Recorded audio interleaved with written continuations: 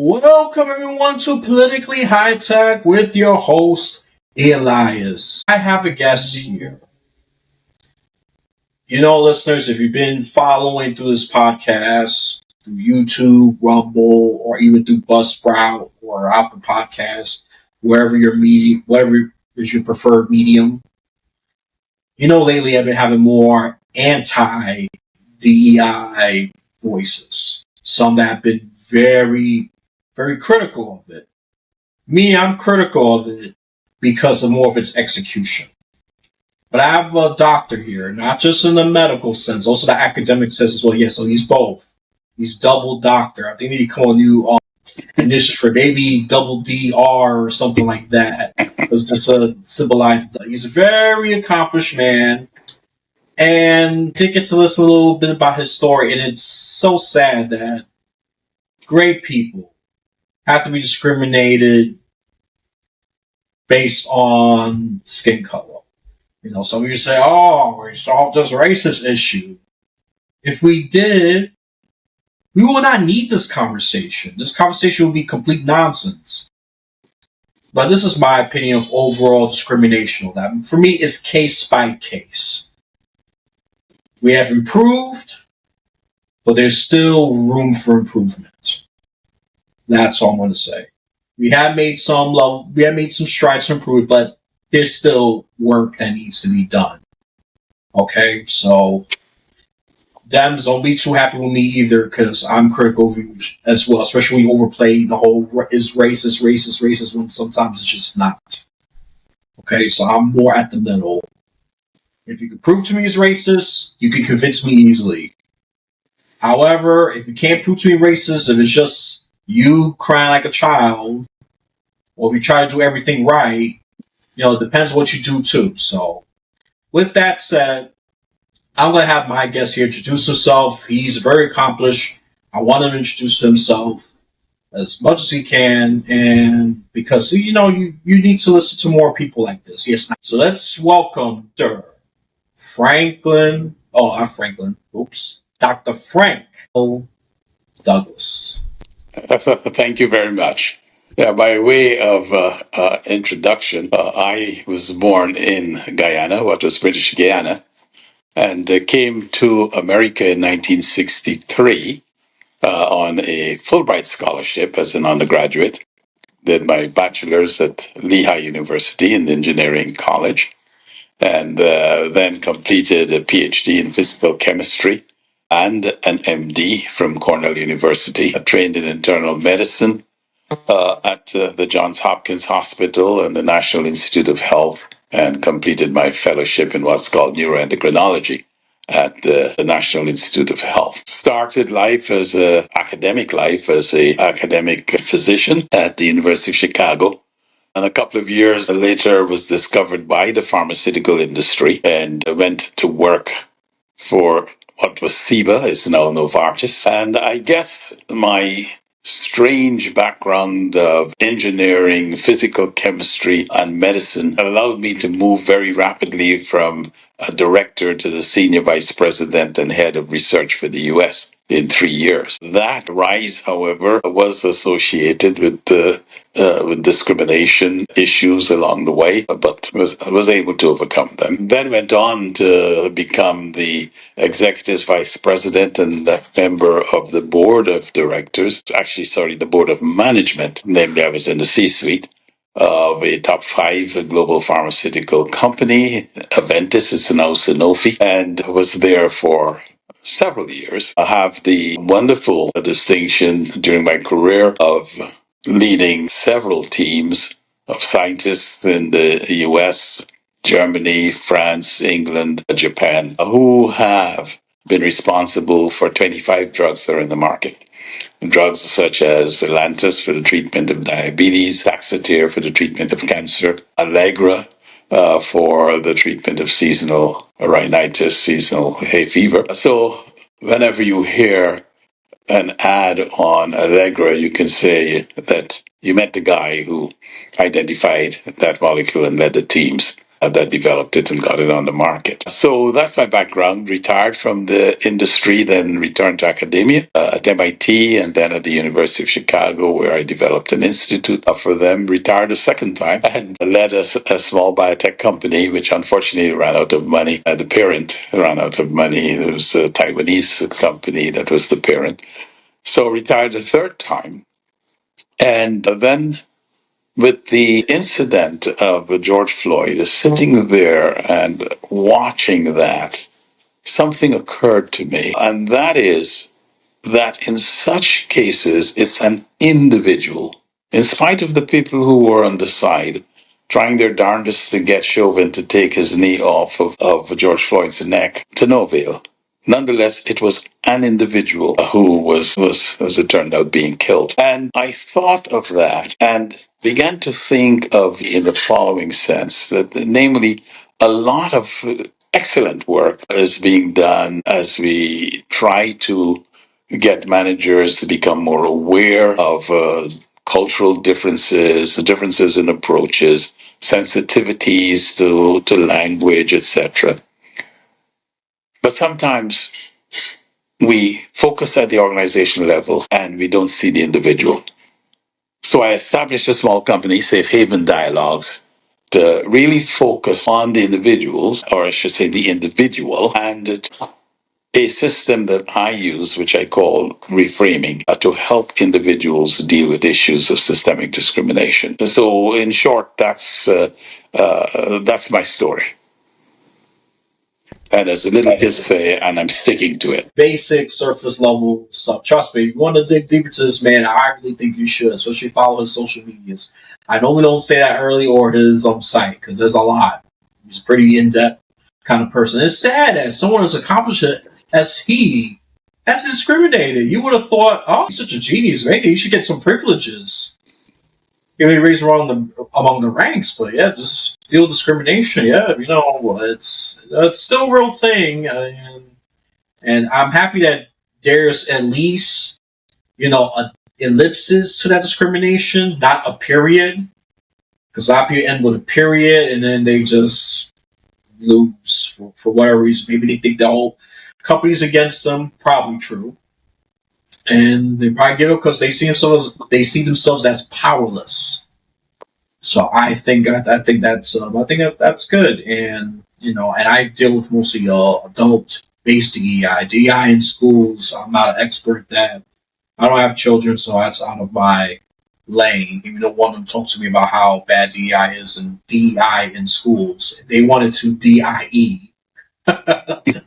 So I'm just gonna make this a little tech thing real quick, and then we could continue with the whole business and social politics of it. Have you encountered with AI any way when you did this small business? Yes, I use it myself as I'm, preparing for different things. Yes, it's a Gemini Google. And what do you think? Can AI be an ally in a sense against systemic discrimination, or do you think it will make it even worse, or there's a middle ground with these tools? Well, the way I view AI is AI allows us to do things that we can do, but at warp speed right now. And we therefore have an opportunity to use the information that we can get from AI very rapidly and to use its capabilities for graphics, for displaying things, to use that to take forward the important messages, one. Two, as a matter of fact, to encourage innovation by bringing people together with diverse views. And that's part of the diversity part. I think AI actually can markedly enhance the diversity of opinions because what AI can do is to very rapidly display thoughts, different thoughts that people have, that they can rapidly make graphics for it, and people respond to graphics much more rapidly than they respond to the thought ideas when they see them graphically displayed, for example.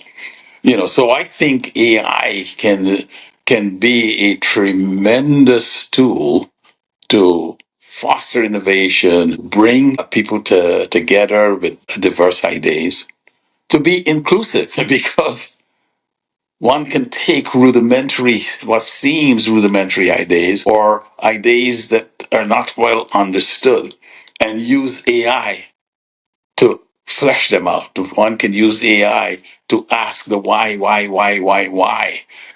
and get answers. So I think we are in a wonderful opportunity. Of course, with my chemistry background, AI, for example, will now be able to help us to very rapidly and graphically present three-dimensionally molecules that we have difficulty doing. And when you can do that, you can better do and more rapidly do drug design. Namely, trying to find what's the active part of that molecule and what type of design of molecule could fit there, either to antagonize the molecule or to agonize it to get a therapeutic benefit.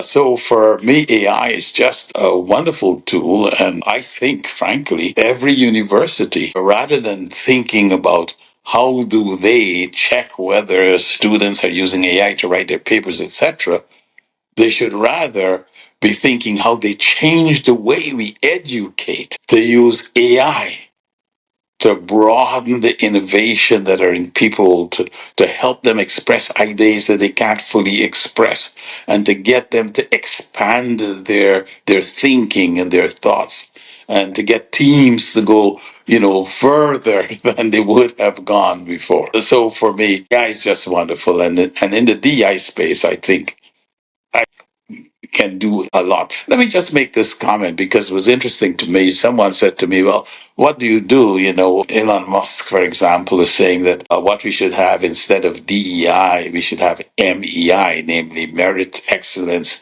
and intelligence for promoting people, etc., MEI. And I said, I am a proud product of DEI because what diversity, equity, inclusion is, it was really the name, if you like, given to the set of acts and executive orders in the 60s, starting in 61 with President Kennedy's equal employment opportunity or order, 64 civil rights, 65 voting rights, 67 the Equal Employment Act, 68 Fair Housing Act.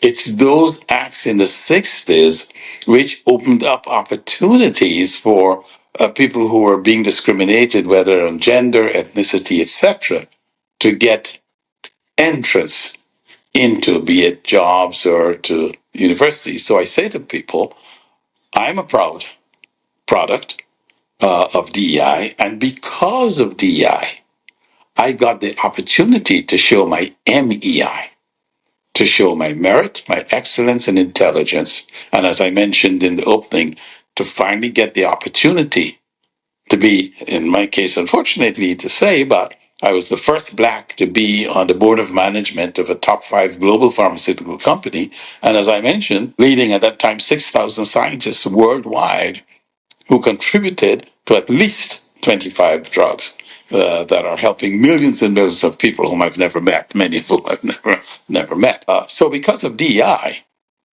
I have had the opportunity. Were it not for DEI, I would never have had that opportunity. And guess what?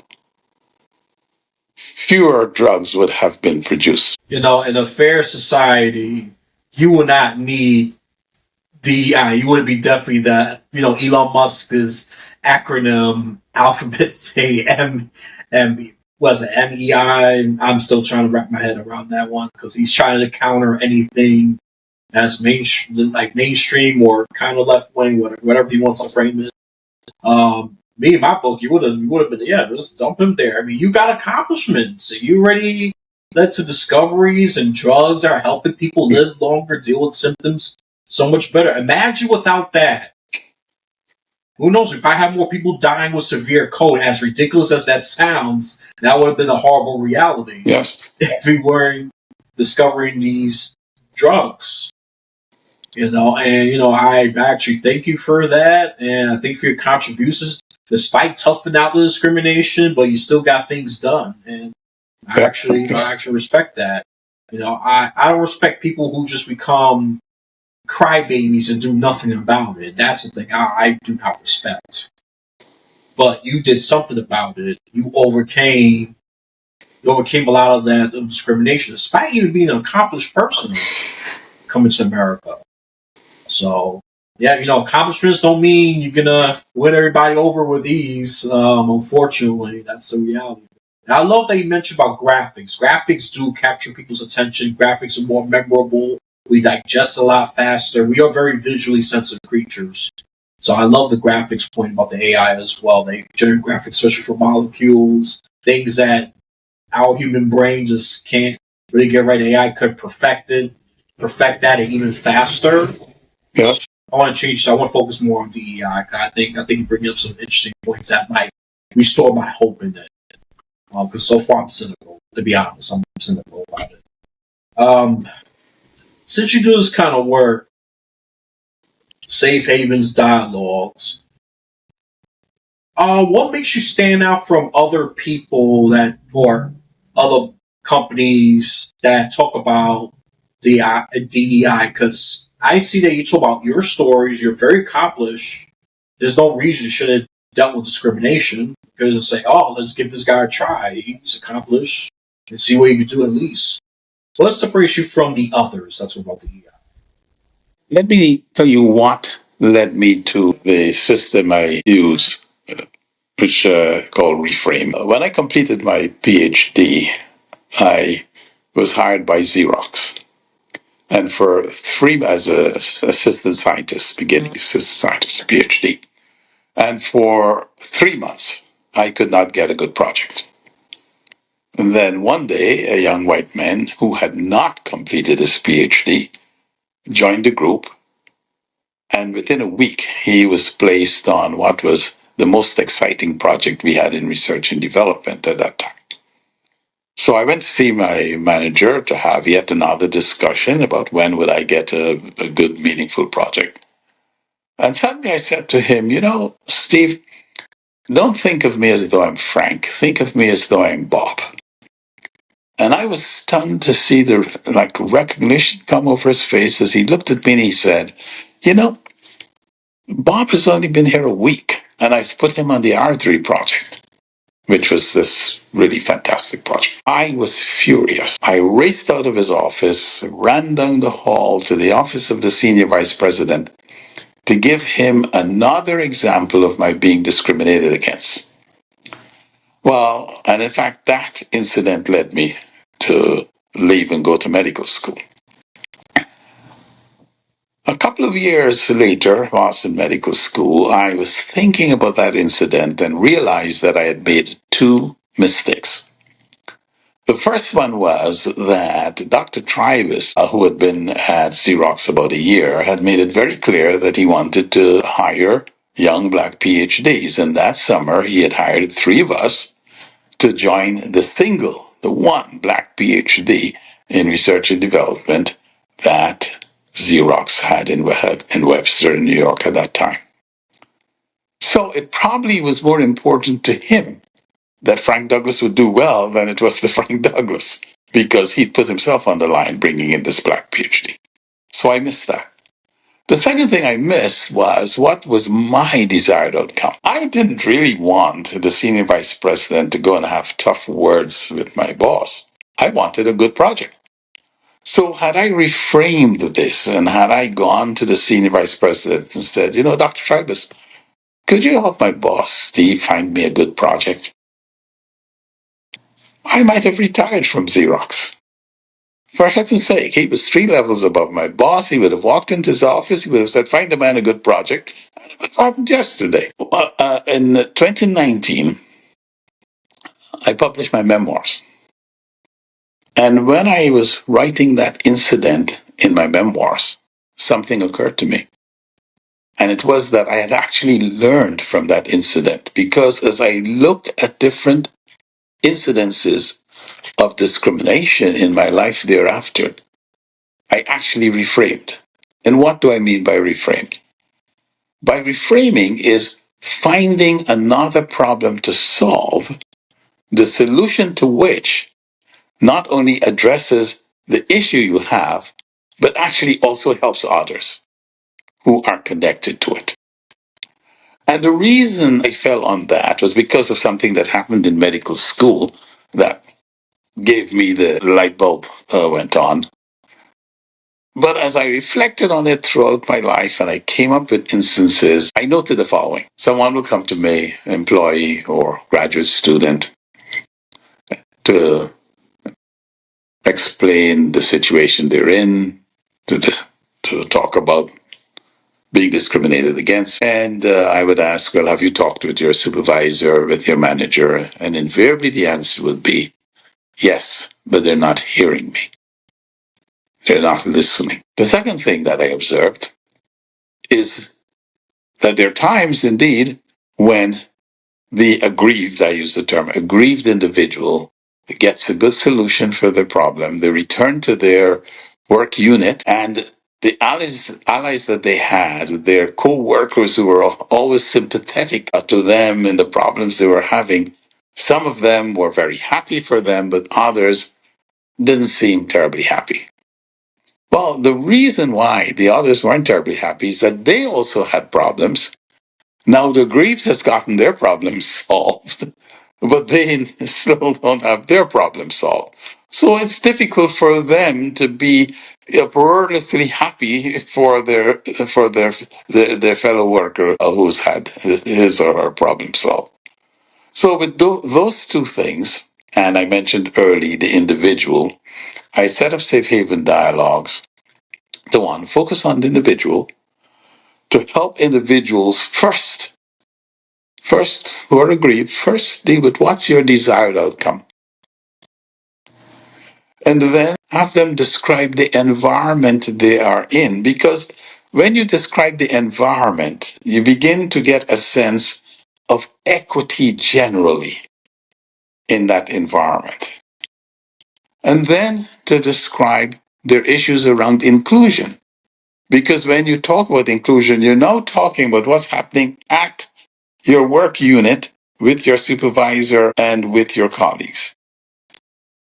And for them, and we have a matrix which we use, we plot a 2x2 matrix, which we call our equity inclusion culture matrix, and get them to really understand in which quadrant they are in this matrix. And based on that analysis, where could they find a better problem to solve? As described before, would be a problem, the solution to which not only helps them, but also would help others. Is it on the equity side or is it on the inclusion side? So that is what we do in our reframing process, and this is what we offer to help individuals who are having issues of discrimination and or are having issues of conflict. Yeah, those are definitely different. I don't hear a lot of DI talking about how you can solve not just your own individual problem, even the other person's problem. I mean, that should make it much harder to discriminate because correct me if I'm wrong here, but some of the corporate leaders and managers feel like they're just being lectured to with this DEI, and that's why they get defensive, and some of them even dare sabotage it.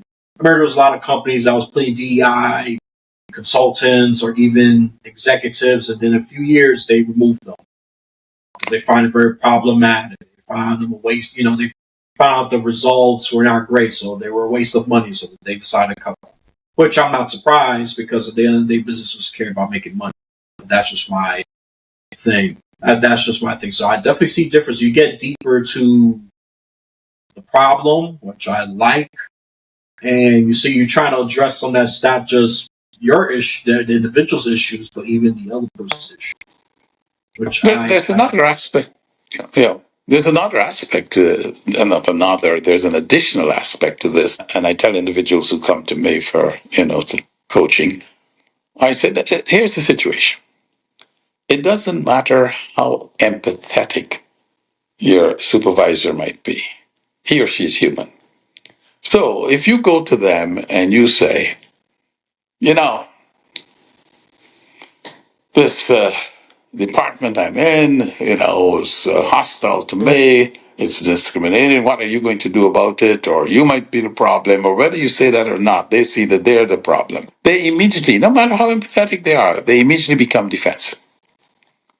If you go to them and say, for example, you say, in meetings, I've noticed that there's some of us, we raise our hands and we're ignored. Sometimes the very thing that we said that was ignored, someone else says it and they are applauded for saying it, etc. And as a result, perhaps we're not getting the greatest productivity from those participating in a meeting. If you were able to solve that, I think it would really help the unit be even more productive. And as a matter of fact, if you solve that, you actually will solve my problem because I'm one of those who'll get past the work. I said, if you do that, notice what you've done. You've addressed a problem that affects a number of other people. Okay. You have not accused the supervisor, but you have engaged him or her in solving a problem that also affects you, but affects more than you. And the reason why it's important, let's face it, in a company, you are not being paid to be socially wonderful. You're being paid to produce a product, to be productive, and to make the company profitable. That's why you're being paid. It turns out that if people feel valued, people feel they belong, people are being recognized and rewarded for the work they do, they become more motivated, more engaged, and Gallup has shown, okay, that those companies that are in the top quartile with respect to employee engagement have 25% greater productivity and profitability and 60% fewer absenteeism than those who are in the bottom quartile. And they have shown this after looking at several companies globally over 30 years. So the data is solid. So that's why you're there. So don't expect your leaders to be social workers. That's not why the shareholders are paying them. And the contribution they're being paid for is to produce a product that's going to help people, whatever that product is. That's how they are. Feel free to correct me because I want to make sure I get this right. For me, being correct is more important than protecting my ego. My ego gets killed, so be it. So you're saying with companies that, of course, rewards, recognize people for contributions, done great work, right? Even though they say they're not paid to be socially, but there are some social aspects to it because you got to pay attention to which people are doing the work, try to maintain good relations with them. And then those who are getting reward for such excellent work, of course, are going to stay there. There's going to be fewer absenteeisms. So which I agree. And that's the ironic part. There is some social aspects into being the top, be the top global companies that are big and profitable because there are some social aspects, which is the biggest irony, believe it or not. And you already said it's metadata, 3 decades. It's hard to argue against that. If it's like a 1 month data, even 1 year data, you could argue and debunk that. But if it's based on 30 years, that's a lot harder to argue against. So I also want to make sure that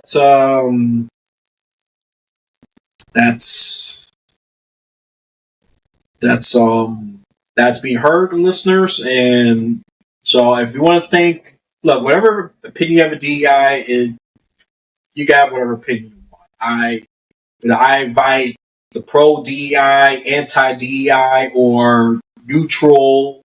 Just comment the section. See, comment below, or times when you do it a certain phone to the bottom or on the side. It depends how you angle your phone. I want to have a comment section, see what you think. You're pro DEI or you think DEI is nonsense? I want to hear it. I can understand both sides of the aisle with this issue. And he's providing a very good case for DEI right now. I say one of the best. because a few of them I was able to debunk right on the spot and say, I don't really address it. It's so superficial. I even dare say it's fake, even a lie sometimes, because the way it's been executed in other businesses, and especially the DEI group I was a part of, it was nonsense. They just cared about secretly preserving status quo, only work when it was convenient. So I'm happy they kicked me out, because I was pushing that group. I was happy that I was trying to push that group forward and even get my ideas. And I was that lonely man sometimes that challenged the entire group. Sometimes I win, sometimes I lose. I'm not gonna say I win all the time. That's a lie. I say I have like a probably 50% win rate when I draw the line in the sand. Especially when one of the vicious statements I interpret it as incomplete work is okay. So no, that's not okay. Then okay, might as well not have this group and just disband it, because you got to get this work done. And there's many disagreements. I'm not going to talk about it. It's the best case of DEI I've heard yet. The best. That's why I said maybe I wish this guy was probably the leader, doctor of medical and academia. I'm sure, yeah. I'm pretty sure either the job I'm in will either be really impressed or really intimidated. It goes either one way. If you're that really, and I don't do this to kiss butt. I see greatness when I could easily recognize it. It shouldn't matter by skin color or gender. Okay, it shouldn't. I know for some younger people it's easier, but there's plenty of older people that understands that as well. So I don't want to make it an ageist comment. But, so far this is the strongest case for it. I think one day I should do a DEI, one for pro-DEI, one anti-DEI, see how that debate is going to go. Maybe I should start doing that. And, let's see how that goes. And he's saying a lot of interesting things that I agree with, because it's not just covering the surface level nonsense. That's the problem. A lot of them is getting to the deeper parts, even helping the company grow even more. It could be a boost for a company. Not just about me. Why my life sucks? Why I gotta be discriminated? No, it's you're addressing the problem, and you're being, you're providing great tactics that I could definitely learn from. Okay, just because I'm a host, it doesn't mean I know everything. I'm learning as well. So, listeners, I really hope you're getting this. If you're anti-DEI, that's fine, but at least listen to it just to know the opposition. Don't just say it's fake or you wish it DIE, or provide a good counterpoint to it. Maybe in schools, that one I would kind of side with the right end, but in terms of adults, look, adults could pick up whatever they want to learn. At the end of the day, they're adults. I'm more freedom based on that one. Look, they want to do DEI, they want to be a DEI expert and try to, make sure it's diverse, be inclusive, and make sure equity is preserved, then that's fine with me. I'm not, like I said, I'm not against the idea itself. It's a noble, but the execution is where my biggest criticism is at. So I kind of sound like a centrist in this issue. I am politically a centrist, but that's why it's purple at the end of the day, not red or blue. It's a mix of the two. I'm right at the middle, and yeah, I see DEI is good, but the execution is where I have a big problem with some organizations. If people want a bigger DEI voice, I think I might refer to you. I might spread your name. Because I still believe it's in demand, but it's not as big as it used to be after, especially a few years after the whole George Floyd massive BLM protests that happened around the globe, by the way. Not just in America, not just in Great Britain, all over the world. It actually impressed me and scared me at the same time, to be honest. I have mixed feelings about that. But look, it happened. It's a fact. It's sad it had to happen. It's sad that it took a death of someone just to spark all of this. I wish it was just something as silly, something like a police harassing a person verbally or something. It will spark that. But it took a death. And sadly, that's what it normally takes to spark these massive shifts all across the world. So that's the sad part. So he's a martyr in that sense. No. He's a martyr in that sense, for sure. Thank you. But, yeah. So let's wrap this conversation up. Me and him got a million things we want to do. I'm sure we could easily talk like another 2-3 hours on DEI and stuff. You know, I am not a DEI expert, as a disclaimer. I just bring different points of view. Just expose me and you listeners to these both sides of the argument. I don't want to favor too much of one side over the other. So, anything else you want to add before I wrap this up? No, just invite your listeners to go to my website, which is www.safehavendialogues-llc.com. Safehavendialogues-llc.com. You'll get a lot of information. You'll see my books. You will learn about the reframe. So remember, I'm going to put a link in the description. Okay? Safe Haven Dialogues. Safe Haven Dialogues. Okay? And it has -llc.com. Yes. Okay, that's spelled LLC. SAFE. Safe Haven Dialogues. Yep. I'll put a link in the description. I'm not going to spell it out. GUES-LLC.com. Yep. So you'll get a virtual class. So yes, this is technically a technology episode, but it did mix up a lot of social, especially the DEI aspect of it, and slightly political. That's okay. I don't mind intersectionality because good conversations come out of intersectionality. Naturally speaking, sometimes you want to just put it in a box like, oh, I only want to talk about technology, or only politics, or only God. Sometimes you don't make brilliant connections. You just want to put everything in a separate box. You gotta sometimes mix things together. Come up with a good conversation. At least that's my philosophy for good conversation. I'm not unique. I'm sure of that. Again, go there. And I also, not just that as well, follow him on social media. He has a Facebook, YouTube, Instagram, and a LinkedIn. And LinkedIn. Want to have a conversation with him. Mm-hmm. Very good. So, thank you very much. No problem. No problem at all. Oh, wherever or whenever you listen to this podcast, you have a blessed day, afternoon, or night.